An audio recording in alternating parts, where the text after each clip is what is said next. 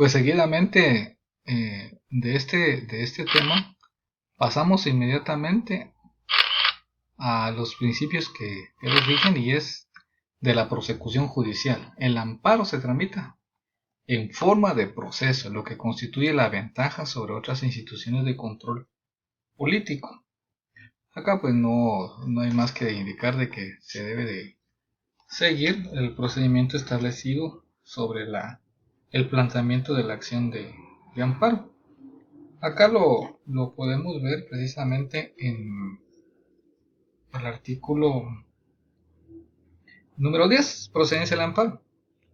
¿En qué momento se puede proceder el amparo? Tenemos las literales respectivas y cómo vamos a interponerlo.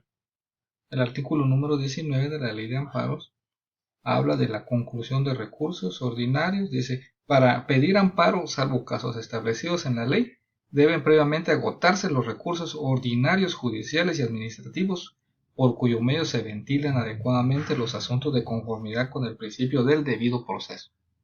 Entonces la interposición se va a dar simple y sencillamente cuando se hayan agotado todos los procedimientos. La definitividad. Previo a acudir al amparo, deben estar debidamente agotados todos los procedimientos o recursos de carácter ordinario idóneos para la reparación del agravio. Es por ello que la Corte Suprema ha hablado en relación a esta doctrina que los criterios que rigen este principio deben de brindar un amplio panorama en relación al cumplimiento de los mismos. Los procesos o medios de impugnación son idóneos cuando, de conformidad con sus propios presupuestos fijados en la ley, pueden superar adecuadamente el agravio denunciado. Con relación a la idoneidad de los recursos, la misma también se encuentra contenida a que debe de existir una impugnación, un procedimiento que tenga la existencia legal, es decir, debe de estar previsto en la ley rectora del acto señalado como agraviado. Cuando el recurso instaurado o instado, no obstante ser idóneo, sea rechazado por causar netamente causas imputables al accionante, por ejemplo, el caso de que su presentación extemporánea debe de cumplir también el principio de definitividad. No es necesario agotar recursos o proceso previo alguno cuando el solicitante de la protección constitucional no ha sido legalmente emplazado en el proceso dentro del cual se originó el acto que denuncia como agraviado y por ende no se ha apersonado al mismo. No es exigible el cumplimiento del principio cuando el acto que se reclama afecte derechos de terceros extraños. Precisamente acá en Guatemala se ve bastante que una entidad reclama en amparo de otra persona, es improcedente, más solamente lo utiliza como un medio de político para hacer reflejar a una acción en contra del poder público. Ahí podemos ver precisamente hubo una acción de amparo, si no recuerdo, como por ejemplo cuando se presentó el amparo en favor de del cierre de que fue bueno, el organismo, perdón, el Ministerio de Trabajo cerró una fábrica y interpusieron un amparo, pero era improcedente, ¿va? En favor de los trabajadores. Es improcedente totalmente.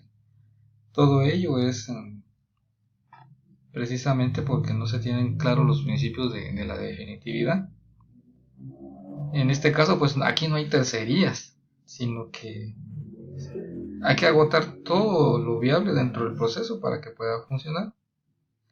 El principio es indispensable cuando aún existiendo la vía idónea, ordinaria para subsanar el agravio, su remisión o agotamiento pueda provocar un daño grave o irreparable para el solicitante, o cuando la vía procedente resulte gravosa, lenta o poco eficaz.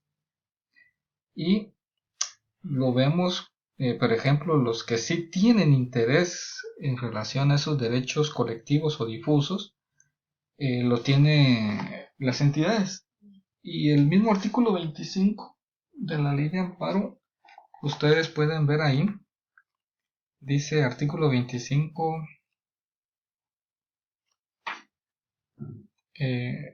legitimación activa del Ministerio Público y del Procurador de los Derechos Humanos. El Ministerio Público y el Procurador de los Derechos Humanos tienen legitimación activa para interponer amparo a efecto de proteger los intereses que les han sido encomendados. Entonces esos intereses son intereses difusos que van a permitir proteger esos derechos que han sido vulnerados. Veamos y esto lo vamos a ver más adelante. De estricto derecho también puede denominarse el de congruencia. Alude el hecho de que el juez de amparo debe efectuar su análisis estrictamente con base en los denominados conceptos de violación que haya expresado el quejoso en el nivel inicial de la demanda o en la oportuna ampliación de las mismas. Para tal efecto, el juez de amparo lo es solo en los actos expresamente señalados como agraviante, no así el resto de diligencias o circunstancias acontecidas en los antecedentes del mismo. Así, se encuentra también imposibilitado de realizar pronunciamientos sobre una base distinta de los razonamientos expresados por el solicitante o por considerar no aducida al agraviado.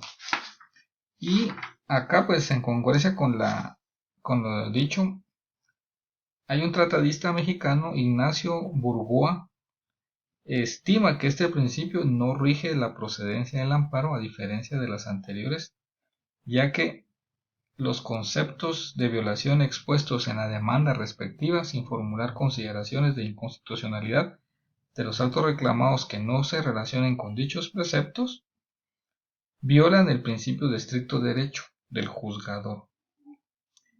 Precisamente todo ello, pues, que no podrá, pues, el órgano de control constitucional realizar libremente el examen de actos reclamados en la primera instancia si se trata de un amparo indirecto o de única instancia, si es directo, ni de la resolución recurrida si el amparo es biinstancial, o pues puede limitarse a establecer respecto a los estados de violación en su oportunidad.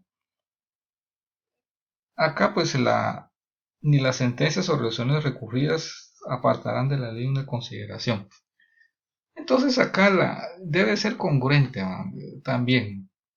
Se pide en una acción de amparo una restitución de un derecho, no se va a pedir otra cosa que no esté conforme a la petición inicial.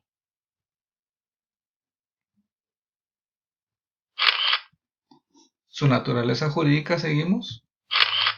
El amparo constituye un proceso al entenderse como una serie de actos jurídicos que suceden regularmente en el tiempo y que se encuentran concatenados entre sí por el fin u objeto que se quiere realizar con ellos. Acá pues podemos hacer mención precisamente por el procedimiento. El artículo 33 de la Ley de Amparo y Exhibición Personal habla de trámite inmediato del amparo. Seguidamente, en esa siguiente serie de actos jurídicos viene interés de terceros en el amparo. Artículo 35, primera audiencia a los interesados y prueba. Artículo 36, pesquisa de oficio. Artículo 37, segunda audiencia. Artículo 38, vista pública. Artículo 39, plazo para que dicte sentencia la Corte de Constitucionalidad. 40, auto para mejor fallar. Y 41, enmienda del procedimiento. Acá miramos entonces esa prosecución de procesos regulados en tiempo que van concatenados entre sí. Todo ello nos permite ver en una forma procesal básica la situación de que es una ventaja constituir circunstancias de control de esta naturaleza. El siguiente elemento es características. Constituye una sucesión coordinada de actos jurídicos, ya lo acabamos de hacer mención. Se genera por el ejercicio de la acción procesal. Y precisamente ese ejercicio de la acción procesal porque es rogada y va a cumplir todos los procedimientos y acciones establecidos en la iniciación de la presentación de la demanda, como ya lo vemos acá en el artículo número 19, ¿no? La interposición.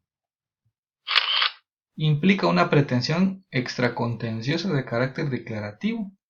Declara la existencia o no de la violación de derechos fundamentales. Acá es clara si esos principios son violados. Y en todo sentido, ese planteamiento de cuestiones litigiosas pues, nos van a permitir que el órgano jurisdiccional superior ordene el pronunciamiento sobre las características que han sido recurridas para poderlo analizar.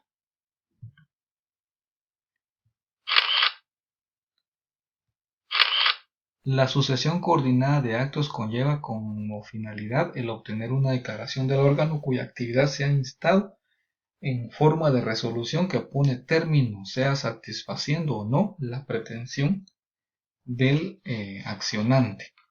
Y esa pretensión como tal, pues ya está regulada, la leímos en el 35. El amparo adquiere autonomía plena respecto de otro instrumento de impugnación, ya que es tramitado en otro tipo de vía. Y acá siempre recordando que hay dos tipos de legitimación, ¿verdad? La activa y la pasiva. Y esa legitimación al final pues va concatenada con la finalidad, pues entre el proceso ordinario es distinta de la del amparo. En el primero se protegen los derechos sustantivos contenidos en leyes comunes. En el segundo, los derechos fundamentales contemplados en la Constitución y otras leyes. El proceso de amparo se reubican los sujetos que intervinieron en el ordinario. Acá pues es hablar de que quién es el agraviado y la parte que ha sido causante de ese agravio. El amparo debe ser conocido y resuelto por un órgano especializado independiente de forma plena de la jurisdicción ordinaria, que son fuera de los tribunales del orden común, y entonces se convierten en tribunales de amparo. Y su temporalidad. Acá en la temporalidad pues sí podemos detenernos un poco y podemos decir que esa temporalidad alude al plazo que la ley establece para la presentación. Y acá podemos leer el artículo 20 de la ley de amparo. Plazo para la petición del amparo. La petición de amparo debe hacerse dentro del plazo de los 30 días siguientes al de la última notificación al afectado o de conocido por éste el hecho que a su juicio le perjudica. Sin embargo, durante el proceso electoral y únicamente en lo concerniente a esta materia, el plazo será de 5 días. El plazo anterior no rige cuando el amparo se promueva en contra del riesgo de aplicación de leyes o reglamentos inconstitucionales a casos concretos, así como ante la posibilidad manifiesta de que ocurran actos violatorios a los derechos del sujeto activo. Acá la temporaneidad, pues realmente lo que le perjudica, y esos días son horas, son días y horas hábiles. Eso es algo importante, porque el artículo número 5, también de la ley de amparo, habla sobre esta materia, ¿verdad? Y dice, principios procesales para la aplicación de esta ley. En cualquier proceso relativo a la justicia constitucional rigen los siguientes principios. Todos los días y horas son hábiles. Artículo también 45 del alojo. Las actuaciones serán en papel simple, salvo que sobre reposición del mismo se resuelvan en definitivo. Toda notificación debe hacerse a más tardar al día siguiente de la fecha respectiva de resolución, salvo el término de la instancia, y los tribunales deberán tramitarlos y resolverlos con prioridad a los demás asuntos.